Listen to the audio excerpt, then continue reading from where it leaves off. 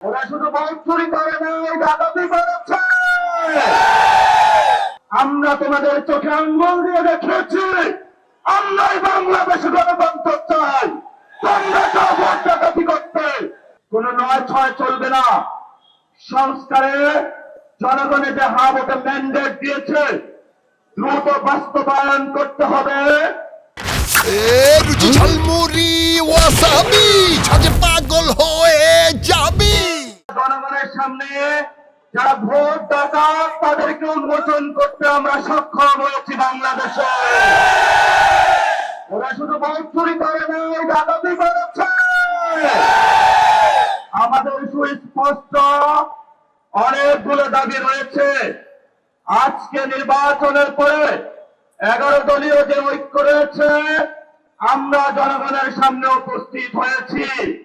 আমরা প্রথমত বলতে চাই, পার্লামেন্টে যে ভোট ডাকাতরা গিয়েছে জনগণের সামনে আমরা বিরোধী দল হিসাবে হাজির হয়েছি।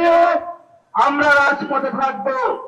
কড়ায় গন্ডায় ইঞ্চি ইঞ্চি করে জনগণের উপরে যারা ভোটের ইঞ্জিনিয়ারিং করেছে, ভোট ডাকাতি করেছে, নতুন ভাবে জুলুম চাপিয়ে দেওয়ার চেষ্টা করছে, আমরা তাদের কাছ থেকে বুঝে নেব ইনশাআল্লাহ। আজকে যেহেতু বিরোধী দলীয় যাত্রা হচ্ছে এই বাইতুল মুকাররম থেকে, আমি সরকারের কাছে আহ্বান জানাবো, দেশের কাছে আহ্বান জানাবো, প্রশাসনের কাছে আহ্বান জানাবো, আপনারা দ্রুত গতিতে শহীদ উসমান হাদি ভাইয়ের হত্যাকাণ্ডের বিচার যাতে হয় সেই উদ্যোগ নিন। আমাদেরকে এতদিন বলা হয়েছে বিচার এবং নির্বাচন মুখোমুখি দাঁড় করাবেন না।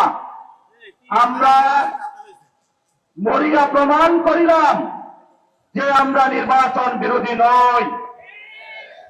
এখন সময় এসেছে শহীদ উসমান হাদি ভাইয়ের হত্যাকাণ্ডের বিচার করতে হবে।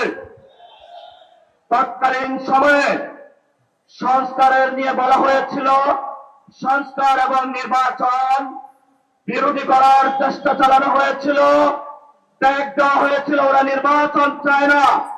আমরা তোমাদের চোখে আঙ্গুল দিয়ে দেখিয়েছি আমরাই বাংলাদেশে গণতন্ত্র চাই। তোমরা চাও ভোট ডাকাতি করতে। এখন সময় এসেছে, কোন নয় ছয় চলবে না। সংস্কারে জনগণের যে হাতে ম্যান্ডেট দিয়েছে দ্রুত বাস্তবায়ন করতে হবে। সাথে সাথে বাংলাদেশে সন্ত্রাস, চাঁদাবাজি, দখলদারিত্ব বন্ধ করার উদ্যোগ নিতে হবে। এবং নির্বাচনের আগে আমরা এই বাইতুল মুকাররমে দাঁড়িয়ে একটি প্রটেস্ট করেছিলাম।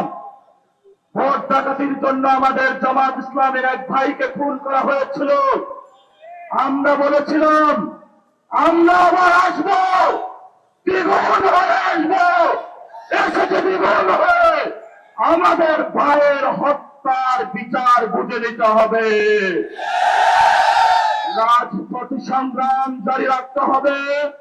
যেই বন্ডের উপরে আক্রমণ করা হয়েছে, পেটে লাথি মারা হয়েছে, বোরকা ধরে টান দেওয়া হয়েছে, গুলিবিদ্ধ করা হয়েছে, পা ভাঙা হয়েছে, প্রত্যেকটির হিসাব কড়ায় গন্ডায় আমরা ইঞ্জিনিয়ার তারেক রহমান থেকে বাংলাদেশে বুঝে নেব ইনশাআল্লাহ।